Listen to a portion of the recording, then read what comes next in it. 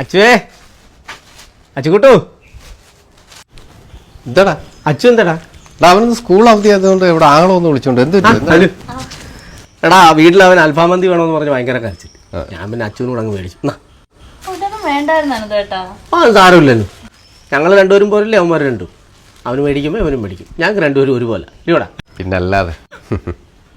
ശരി എന്നാ ഞാൻ പോടാ. എടാ നീ കടയിലോട്ട് പോകണം. ആ നീ വൈകുന്നേരം വരത്തില്ല കടയിലോട്ട്? വൈകിട്ട് വരാം. ഓക്കെ ശരിയടാ. ശരി ശരി.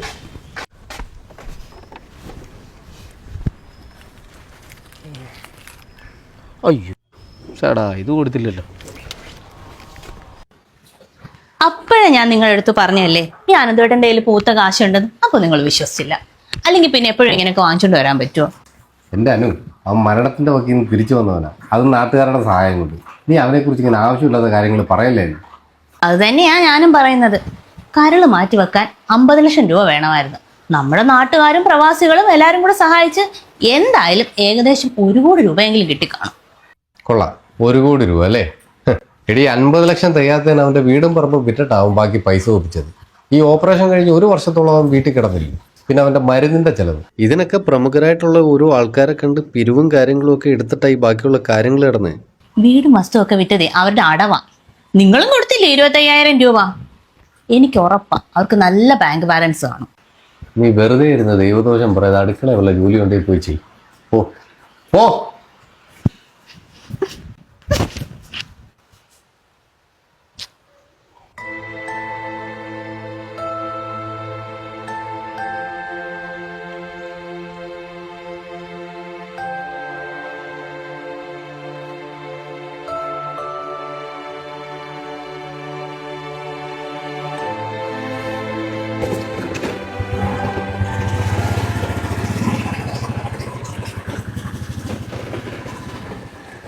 ഒന്ന് എന്താടാ അവിടെ? എടാ നിന്നെ ഞാനൊന്ന് കാണണമെന്ന് കരുതിയിരിക്കുകയായിരുന്നു. എന്താ? നിന്റെ കടയിലൊരു മിക്സി ഞാൻ ശരിയാക്കാൻ തന്നായിരുന്നു. അവർ വേണ്ട? ആ ഞാനത് ശരിയാക്കി വീട്ടിൽ കൊണ്ട് കൊടുത്തായിരുന്നല്ലോ. എന്നാ അതിന് കുഴപ്പം വല്ലതും ഉണ്ടോ? അതിന് കുഴപ്പമൊന്നുമില്ല. പക്ഷെ നീ അതിന് 850 രൂപ കൂലി മേടിച്ചു. അത് ശരിയായി. അയ്യോ അത് 850 രൂപ കൂലി മേടിച്ചതല്ല. ഞാൻ അതിനകത്ത് 1-2 സാധനങ്ങൾ മാറിയായിരുന്നു. അതിൻ്റെ വില 800 രൂപ. ഞാൻ കൂലിയായിട്ട് 50 രൂപ എടുത്തിട്ടുള്ളൂ. മതിയടാ, നീ വീണടുത്ത് കിടന്നൊരാളല്ലേ. ഇതുപോലെ പണിയുന്ന ഒരുപാട് പിള്ളേരെ എനിക്കറിയാം. അതുകൊണ്ട് അത് വിട്. പിന്നെ വയ്യാത്തതല്ലേ എന്ന് കരുതിയിട്ടാ നിൻ്റെ കയ്യിലൊക്കെ കൊണ്ടു തരുന്നത്. അപ്പോൾ നമ്മളെ അങ്ങ് മുതലാക്കല്ലേ. സത്യമായിട്ട് ഞാൻ മതിയടാ നിന്റെ സേവനം. നീയൊക്കെ ഞങ്ങളെപ്പോൾ ഉള്ളവരുടെ ഔദാര്യത്തിലാണ് ജീവിക്കുന്നത്. അത് ഇടയ്ക്കിടയ്ക്ക് ഒന്ന് ഓർക്കുന്നത് നല്ലതാ.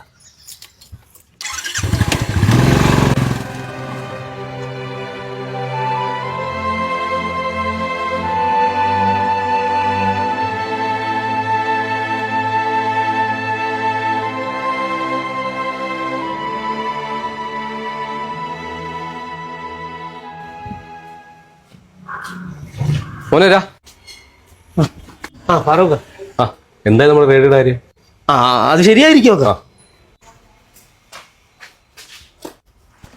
ഇതിന് കുഴപ്പമൊന്നുമില്ലായിരുന്നു. ഈ AC പോയിന്റ് ഇല്ലേ, അവിടുത്തെ നീഡിലൊന്നും വളഞ്ഞിരുന്ന അത് ശരിയായി. ഇത് വീട്ടിലില്ലെങ്കിലേ ഒരനക്കമില്ല. എത്രയാ മോനെ? അയ്യോ അത് കാശൊന്നും വേണ്ടാക്ക, അതിനകത്ത് വലിയ പണിയൊന്നുമില്ല.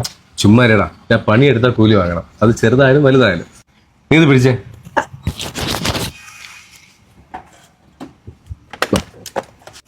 ഇതെന്തിനാ ഈ 500 രൂപ? അതിന് മാത്രം പണിയൊന്നും ഇല്ലായിരുന്നു. ഇത് തിരിച്ചു മേടിച്ചേ. എടാ ആനന്ദ, എൻ്റെ ഒരു സന്തോഷത്തിന് തരുന്നയാ. നീ അത് വെച്ചു.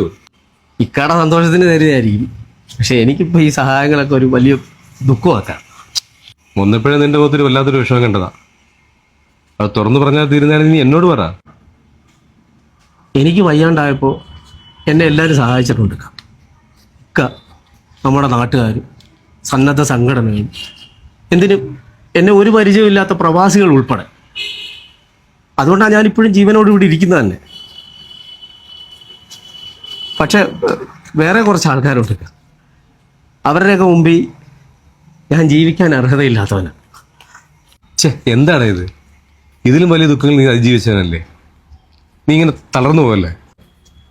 വിഷമം കൊണ്ട് പറഞ്ഞു പോകുന്നേക്കാം.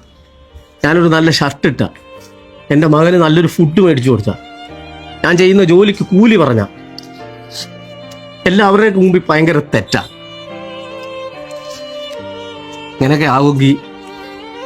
ഇങ്ങനെയൊക്കെ ആവുമായിരുന്നെങ്കിൽ അന്ന് എന്നെ അങ്ങ് മരിക്കാൻ വിട്ടാൽ പോരായിരുന്നു ഇവർക്കൊക്കെ. ഓട്ടറ